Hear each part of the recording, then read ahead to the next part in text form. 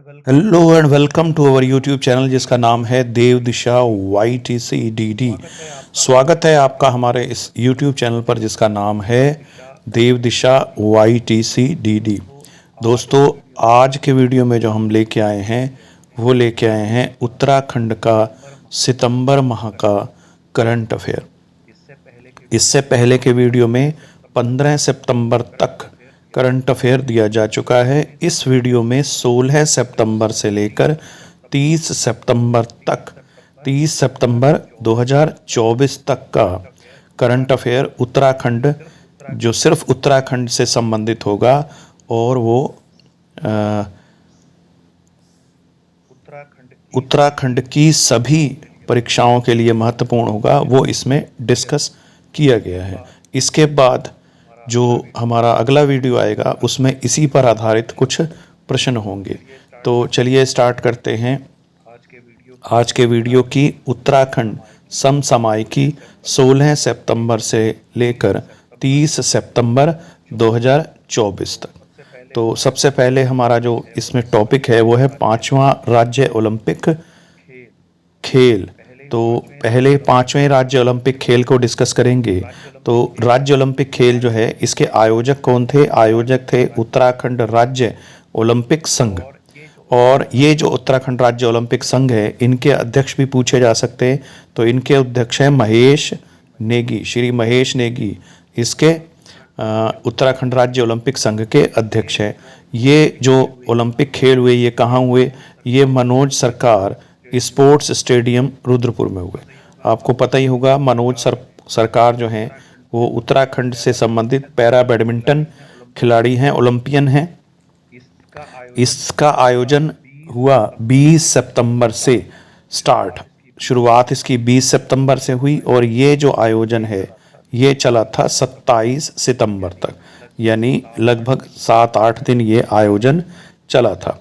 इसका प्रारंभिक रूप से जो स्टार्टिंग की थी वो नैनीताल उधम सिंह नगर सांसद जो हैं माननीय श्री अजय भट्ट जी, इनके द्वारा की गई थी। और इसमें कुल जो प्रस्तावित खेल थे जो आयोजित किए गए वो 24 थे। और इसके लिए आयोजित शहर जो थे वो रुद्रपुर और काशीपुर। और ये जो ओलंपिक हुआ इसमें सबसे पहले नंबर पे ओवरऑल परफॉर्मेंस में रहे देहरादून। सबसे पहले नंबर पे देहरादून, 50 स्वर्ण इनको मिले देहरादून। इसके बाद उधम सिंह नगर और फिर आपका नैनीताल। ये आपका जो है इसका ध्यान रखेंगे, डन इसका कोड भी हो गया, DUN, दून कह लो या आपका डन कह लो, दून से भी आपका बन जाएगा। देहरादून, उधम सिंह नगर और नैनीताल ये प्रथम द्वितीय तृतीय स्थान पर रहे। और सर्वश्रेष्ठ खिलाड़ी जो रहे इस पूरे ओलंपिक के वो रहे पार्थ। तो पार्थ आपका सर्वश्रेष्ठ जो पुरुष खिलाड़ी रहे या बालक खिलाड़ी रहे। और आपका सबसे सर्वश्रेष्ठ महिला खिलाड़ी वो सोनिया रही, सोनिया देवी। ये टिहरी की थी, क्यांकिंग खेल से संबंधित थी। और पार्थ जो थे वो हरिद्वार से रिलेटेड थे। तो सोनिया और पार्थ ये सर्वश्रेष्ठ खिलाड़ी चुने गए। पार्थ चुने गए पुरुष खिलाड़ी सर्वश्रेष्ठ और सोनिया चुनी गई सर्वश्रेष्ठ महिला खिलाड़ी। तो इस तरह से ये जो हमारे स्पोर्ट्स हुए यानी 5वें राज्य ओलंपिक रहे ये आपका 27 सितंबर तक चले। और इसका शुरुआत में तो जैसे मैंने बताया कि मुख्य अतिथि इस कार्यक्रम के अजय भट्ट जी रहे थे। बाद में इसका मुख्यमंत्री जी द्वारा उद्घाटन भी औपचारिक रूप से किया गया था। अब अगला है उत्तराखंड में संस्कृत भाषा।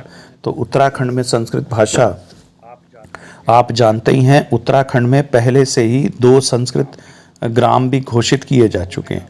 वो हैं आपका चमोली जिले में, चमोली में आप एक गांव आपने सुना होगा जो संस्कृत ग्राम घोषित किया गया है, वो है किमोठा।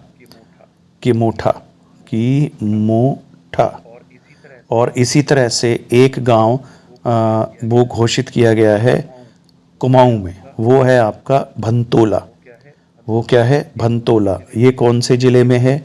ये अल्मोड़ा जिले में। तो ये पहले से ही 2 संस्कृत ग्राम घोषित सरकार द्वारा किए गए थे। और संस्कृत उत्तराखंड राज्य की दूसरी राजभाषा है।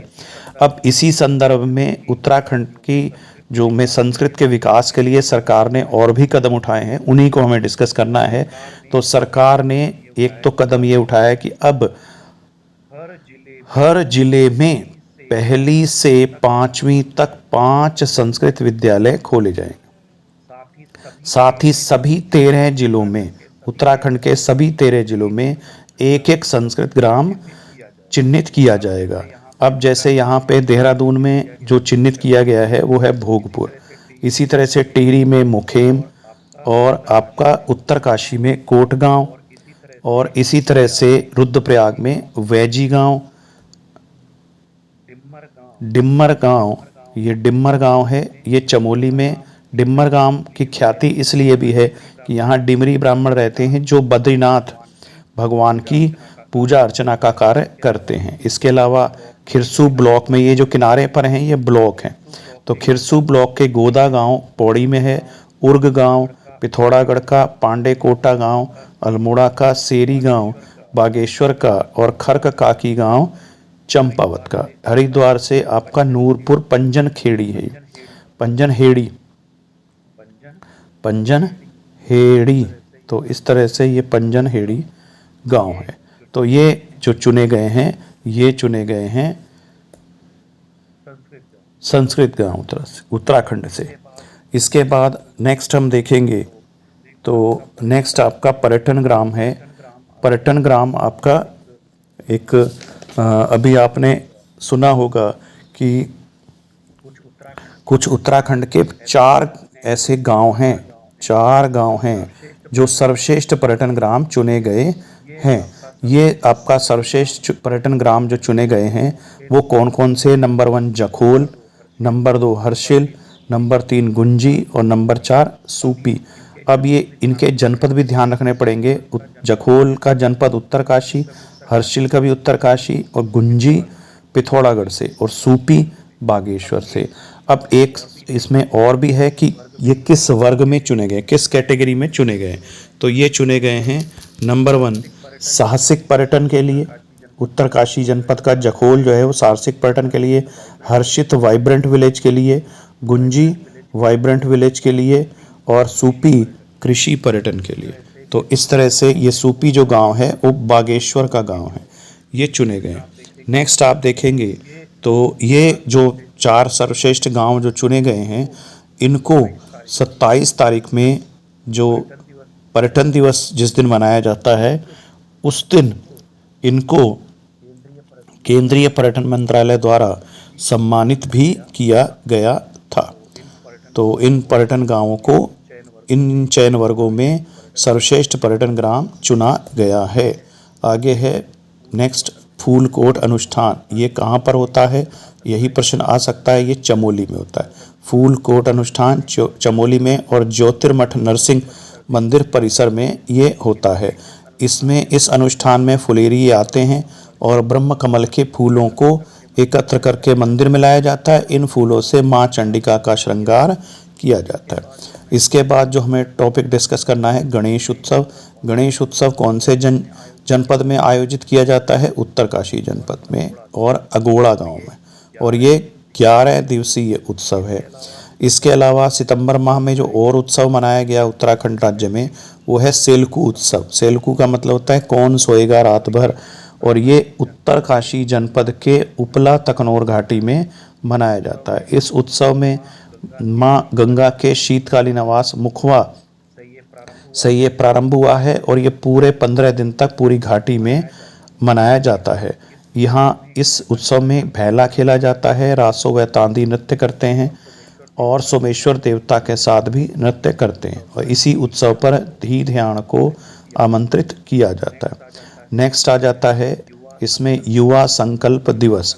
युवा संकल्प दिवस जो मनाया जाता है वो 16, यहाँ 10 नहीं है, 16 सितंबर को मनाया जाता है। और ये युवा संकल्प दिवस उत्तराखंड में, ये युवा संकल्प दिवस उत्तराखंड में जो उत्तराखंड के मुख्यमंत्री पुष्कर सिंह धामी जी, इनके जन्म दिवस को मनाया जाता है युवा संकल्प दिवस के रूप में। इस दिन माननीय मुख्यमंत्री ने देहरादून के टपकेश्वर मंदिर में पूजा अर्चना की, साथ ही राष्ट्रीय दृष्टि दिव्यांगजन सशक्तिकरण संस्थान में बच्चों के संग केक काटकर अपना जन्मदिन मनाया। तो ध्यान रखेंगे 16 सितंबर जो माननीय मुख्यमंत्री पुष्कर सिंह धामी जी का बर्थ डेट है, उस दिन आपका उत्तराखंड में मनाया जाता है युवा संकल्प दिवस, युवा संकल्प दिवस। तो ध्यान रखेंगे और आगे बढ़ते हैं।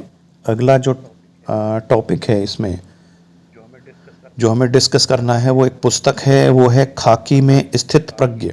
खाकी में स्थित प्रज्ञ ये पुस्तक का विमोचन हुआ है माननीय मुख्यमंत्री श्री पुष्कर सिंह धामी जी द्वारा, और ये पुस्तक के लेखक हैं अनिल रतूड़ी। पुस्तक का नाम है खाकी में स्थित प्रज्ञ। और इससे पहले एक उनकी पुस्तक और थी जिसका नाम था भंवर एक प्रेम कथा, ये भी विमोचित हुई थी पहले, भंवर एक प्रेम कथा और खाकी में स्थित प्रज्ञ। इसके बाद अगला जो टॉपिक है जिसे हमें डिस्कस करना है वो एक योजना है जिसका नाम है मुख्यमंत्री कौशल उन्नयन एवं वैश्विक रोजगार योजना। इस योजना की शुरुआत कब हुई थी? 3 मई 2023 को। 3 मई 2023 को उत्तराखंड सरकार द्वारा इस योजना की शुरुआत की गई थी। इसमें लाभार्थी कौन है? राज्य के युवा नागरिक, और इन राज्य के युवा नागरिकों को हॉस्पिटैलिटी और नर्सिंग क्षेत्र का ट्रेनिंग दी जाती है, और ये जो उम्मीदवार चयनित होते हैं वो किसी दूसरे देश में जाकर नौकरी करते हैं या नौकरी पाते हैं। तो इस समय ये चर्चा में क्यों है ये योजना? ये तो 2023 में शुरू की गई है ये योजना चर्चा में, क्योंकि हाल ही में 15 युवाओं को जर्मन भाषा का प्रशिक्षण दिया जा रहा है, क्योंकि उनका सिलेक्शन जर्मनी में हुआ है। इसके बाद अगला जो टॉपिक है आज की इस करंट अफेयर का डिस्कस करने का वो है जी नरेंद्र। जी नरेंद्र जो है उत्तराखंड हाई कोर्ट के मुख्य न्यायाधीश बनाए गए। यहाँ न्यायाधीश नहीं है, मुख्य न्यायाधीश बनाए जाएंगे। ये प्रस्तावित हैं कि ये बनाए जाएंगे मुख्य न्यायाधीश। तो ये आपका मुख्य न्यायाधीश होंगे जी नरेंद्र। वर्तमान में ये उत्तराखंड हाई कोर्ट के न्यायाधीश हैं, और अब आपका जो है chief justice of Uttarakhand high court के मुख्य न्यायाधीश आपका उत्तराखंड हाई कोर्ट के बनाए जाएंगे। और ये इनकी नियुक्ति कब से प्रभावी होगी? जब आपका 10 अक्टूबर को जो वर्तमान मुख्य न्यायाधीश हैं ऋतु बहारी वो सेवानिवृत्त हो जाएंगे। आप जानते हैं उत्तराखंड का हाई कोर्ट नैनीताल में है और ये 20वां उच्च न्यायालय है, और इसकी जो स्थापना हुई थी 9 नवंबर 2000 को हुई थी। अगला जो हमें टॉपिक डिस्कस करना है प्रधानमंत्री उन्नत ग्राम योजना। ये उन्नत ग्राम योजना में ये जनजातीय समुदाय के लोगों के लिए चलाई जा रही योजना है। इसमें 7 जनपद हैं उत्तराखंड के चयनित, पूरे देश में चलाई जा रही है। उत्तराखंड के 7 जनपद हैं जिसके 15 ब्लॉक हैं और 128 जनजातीय बहुल गांवों का चयन किया गया है, और इनका उद्देश्य जनजातीय समुदायों की सामाजिक आर्थिक स्थिति में सुधार करना है। इस योजना का उद्देश्य, योजना का नाम है प्रधानमंत्री उन्नत ग्राम योजना। ये पूरे भारत में चलाई जा रही है और ये जनजातीय लोगों के लिए होती है। उत्तराखंड के 7 जनपदों के 15 ब्लॉक के 128 गांवों में ये चलाई जा रही है। नेक्स्ट अगला जो टॉपिक है वो व्यक्ति हैं एक निशु पुनेठा। ये एक महिला है जो पिथौरागढ़ की रहने वाली हैं, निशु पुनेठा। ये चर्चा में क्यों आई हैं? क्योंकि ये प्रोफेशनल ऐपण डिज़ाइनर है और इन्होंने हाल ही में अयोध्या में राम मंदिर में विराजमान रामलला के दिव्य विग्रह की पोशाक ऐपण विधा से तैयार करने के कारण ये चर्चा में। इनका नाम है निशु पुनेठा और ये प्रोफेशनल ऐपण डिज़ाइनर हैं। नेक्स्ट है आपका अगली फिर एक पुस्तक है birds in and around Mussoorie. तो birds in and around Mussoorie ये आपका जो है एक IAS अधिकारी हैं संजय कुमार, जिनके द्वारा लिखी गई पुस्तक है, और इस पुस्तक का विमोचन गुरमीत सिंह जो हमारे लेफ्टिनेंट जनरल गुरमीत सिंह जो हमारे उत्तराखंड राज्य के राज्यपाल हैं उनके द्वारा की गई। इसमें 150 से अधिक पक्षियों की जानकारी है जो मसूरी और उसके आसपास मिलते हैं। इसके बाद अगला जो टॉपिक है वो भी एक व्यक्ति हैं प्रोफेसर नंद कुमार साहू। ये कुमाऊं यूनिवर्सिटी के केमिस्ट्री डिपार्टमेंट के प्रोफेसर हैं और इनका चयन या इनका जो नाम आया है वो आपका स्टैनफोर्ड यूनिवर्सिटी की ओर से जारी दुनिया की 2% वैज्ञानिकों की वैश्विक सूची में इन्हें शामिल किया गया है। यह तीसरी बार है जब इन श्री साहू का नाम इस वैश्विक सूची में आया है। इससे पहले 2021 तथा 2023 की सूची में भी वो स्थान पा चुके हैं और 2024 में पॉलीमर के क्षेत्र में विश्व स्तर पर 909वां और आपका नैनो टेक्नोलॉजी के क्षेत्र में 999 यानी 999 स्थान इन्होंने प्राप्त किए। अगला भी चर्चित इस माह की जो व्यक्ति हैं अगले टॉपिक में वो हैं राधा रतूड़ी जी। राधा रतूड़ी आपको मालूम ही होगा उत्तराखंड की मुख्य सचिव के तौर पर काम कर रही हैं और इन्हें 6 माह का सेवा विस्तार दिया गया। अब ये 31 मार्च 2025 तक इस पद पर बनी रहेंगी और ये इनको 2 बार सेवा विस्तार मिला है। इससे पहले भी सितंबर 2024 तक विस्तार मिला था क्योंकि आम चुनाव आ गए थे और ये 1988 बैच की IAS अधिकारी हैं। और इस समय कुल कितनी महिला मुख्य सचिव हैं? पूरे भारत में 31 राज्यों में से 7 महिलाएं मुख्य सचिव के तौर पर काम कर रही हैं। कुल 31 राज्यों में जहां मुख्य सचिव का पद है वहां पर कुल कितनी महिलाएं काम कर रही हैं? 7। तो लगभग 24% हिस्सेदारी महिलाओं की इस पद पर है। आगे बढ़ते हैं। प्रवासी उत्तराखंड प्रकोष्ठ की एक वेबसाइट माननीय मुख्यमंत्री द्वारा लॉन्च की गई है और बड़ी बात जो क्वेश्चन के पॉइंट ऑफ व्यू से है वो 7 नवंबर 2024 को देहरादून में प्रवासी उत्तराखंड सम्मेलन आयोजित किया जाएगा। तो फोकस इस पे ध्यान रखेंगे। 7 नवंबर प्रवासी उत्तराखंड सम्मेलन का आयोजन देहरादून में किया जाएगा। इसके बाद अगला जो हमारा टॉपिक है वो है धन्यवाद प्रकृति अभियान। धन्यवाद प्रकृति अभियान कहाँ चलाया जा रहा है? उत्तरकाशी जनपद के झाला गांव में। इसमें यहाँ इस अभियान में गांव के जो हैं थैंक यू नेचर है ये, तो गांव के जो लोग हैं युवा हैं वो सफाई के लिए उन्होंने 2 घंटे निर्धारित किए हुए हैं। इस दौरान वे कूड़े करकट को समेटकर तय स्थान पर फेंक देते हैं, मतलब तय स्थान पर फेंका जाता है, गंदगी नहीं रही जाती। हाल ही में ये चर्चा में क्यों आए? क्योंकि 114वां संस्करण इसका जो है जो हमारा प्रधानमंत्री मोदी जो बोलते हैं मन की बात, उसके 114वें संस्करण में इस अभियान का उल्लेख किया गया था। इसके बाद अगला जो टॉपिक है ग्रामोत्थान योजना। इनका एक योजना थी पहले ग्रामीण उद्यम वेग वृद्धि योजना, इसका नाम बदल के ग्रामोत्थान योजना कर दिया गया। इसी तरह से हमारा जो है नेक्स्ट है रूरल। ये रूरल मतलब ग्रामीण। रूरल बिजनेस इंक्यूबेटर योजना, ये जो है इसका भी नया नाम कर दिया गया है मुख्यमंत्री उद्यमशाला योजना। तो ये 2 योजनाओं का नाम बदला गया है, इसीलिए ये चर्चा में है। नेक्स्ट आपका आ जाएगा अगला जो टॉपिक है वो है गढ़ भोज दिवस। ये गढ़ भोज दिवस कब मनाया जाएगा? 7 अक्टूबर को राज्य भर में मनाया जाएगा। इस उत्सव को मनाने का आह्वान किया है माननीय पुष्कर सिंह धामी जी द्वारा, जो उत्तराखंड राज्य के मुख्यमंत्री हैं। अब इस अभियान के प्रणेता कौन है? गढ़ भोज अभियान के प्रणेता हैं द्वारिका प्रसाद सेमवाल। नेक्स्ट है अगला जो टॉपिक डिस्कस करना है वो है आपका आवधिक श्रम बल सर्वेक्षण।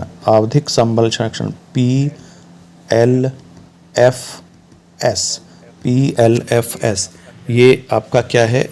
एक सर्वे है, यानी पीरियोडिक लेबर फोर्स सर्वे। इसकी फुल फॉर्म हो गई PLFS की, पीरियोडिक लेबर फोर्स सर्वे। ये चर्चा में क्यों है? ये चर्चा में इसलिए है, पहले तो ये कौन करता है संस्था? तो ये संस्था कराने वाली है NSO आपका नेशनल स्टैटिकल ऑफिस, इसका फुल फॉर्म हो गई नेशनल स्टैटिकल ऑफिस NSO। ये इसको कंडक्ट कराता है, यानी ये इसको सर्वे को करता है। इस सर्वे का उद्देश्य क्या होता है कि श्रमिक जनसंख्या अनुपात, श्रम बल भागीदारी, ये भागीदारी है, भागीदारी तथा बेरोजगारी दर का अनुमान लगाना। अब इसमें चर्चा में क्यों है या इसको क्यों हाईलाइट किया जा रहा है, क्योंकि ये बता रहा है कि उत्तराखंड में बेरोजगारी कम हुई है। जैसे कि यहाँ पर आपका उत्तराखंड में जो बेरोजगारी है वो आपका पिछले वर्ष की तुलना में इस वर्ष कम हुई। यहाँ पर आपका 4.5% 4.5% 2022-23 में थी कुल बेरोजगारी, और जो घटकर कितनी रह गई है 4.3। इसी तरह से आपका 15 से 29 वर्ष के लोगों में पिछले वर्ष जो बेरोजगारी थी वो 14.2 थी, इस वर्ष वो घट के रह गई है 9.8। ये सभी प्रतिशत में है। तो यहाँ पर आपका इसीलिए कि जो बेरोजगारी है वो उत्तराखंड में इसका मतलब कम हुई है, कुल बेरोजगारी भी कम हुई है, और 15 से 29 वर्ष की बेरोजगारी तो लगभग 5% कम हुई है। इसी तरह से श्रमिक जनसंख्या अनुपात था पहले 27.5, जो बढ़कर यानी आपका लोगों को रोजगार मिला है 44.2 हो गया। इसी तरह से 15 से 59 वर्ष वालों में, ये आगे नहीं है, 15 से 59 वर्ष से अधिक वालों में, 15 से 59 वर्ष तक में ये आपका है 57.2, जो बढ़ के हो गई है 61.2। इसी तरह से श्रम बल में भागीदारी दर 15 से 29 वर्ष में 43.7 थी, जो बढ़कर 49 हो गई। 60.1 आपका 15 से 59 वर्ष में थी, जो बढ़कर 64.4 हो गई। 15 और उससे अधिक वाले में 56 थी, जो बढ़कर 60.7 हो गई। तो इस तरह से उत्तराखंड में रोजगार बढ़ा है, ये रिपोर्ट कहती है। इसी तरह से श्रमिक जनसंख्या औसत जो है वो आपका 49 है, जबकि राष्ट्रीय औसत 46.5 है, यानी उत्तराखंड ने बेहतर प्रदर्शन किया राष्ट्रीय औसत से भी ज़्यादा। इसी तरह से 64.6 वो 15 से 59 वर्ग में श्रमिक जनसंख्या औसत है, जो राष्ट्रीय औसत कितना है 64.3। इसी तरह से 60.7, जबकि राष्ट्रीय औसत 60.1। तो सभी वर्गों में श्रमिक जनसंख्या औसत में उत्तराखंड ने राष्ट्रीय औसत को भी बीट कर दिया। तो इस तरह से इसी कारण से ये एक जो हमारा PLFS है, जो आपका पीरियोडिक लेबर फोर्स सर्वे है, उसमें उत्तराखंड का जो संकेतक हैं उत्तराखंड से संबंधित वो आपका बेहतर दिखाई दे रहे। आवधिक श्रम बल सर्वेक्षण, इसी कारण से ये सर्वेक्षण चर्चा में है। तो इसमें कुछ आप जरूर याद कर सकते हैं, जैसे किसने जारी की, और आपका इसमें उत्तराखंड का जो 4.3 रह गई है ये इम्पोर्टेंट हो सकती है, 9.8 ये इम्पोर्टेंट हो सकती है। तो ये आज हमारा आज का करंट अफेयर हुआ। तो जुड़े रहिए हमारे इस YouTube चैनल से, जिसका नाम है देव दिशा YTC DD। धन्यवाद।